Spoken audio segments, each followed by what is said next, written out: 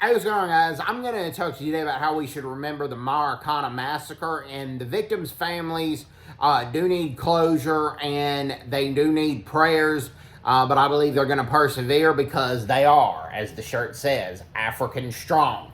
But we do need to remember the Marikana Massacre, and it was initiated by, I firmly believe, the African National Congress. And this is the 10th anniversary of the Marikana Massacre. Now, let me explain what happened, okay? It happened in near mines, not mine fields, but mines where people go digging for minerals.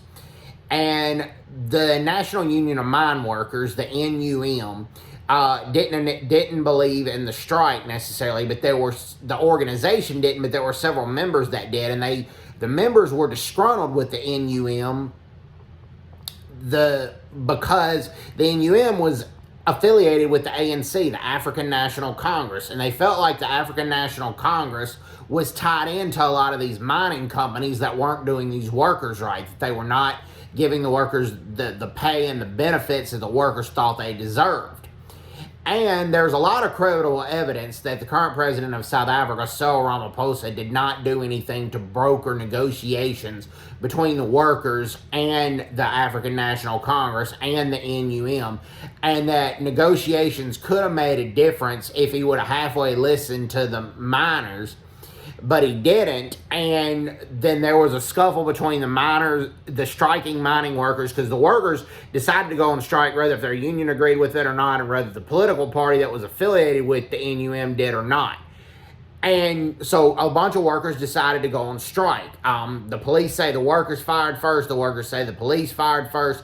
Nevertheless, some cops got killed and some workers got killed. At least 30 people, over 30 people died in this tragedy.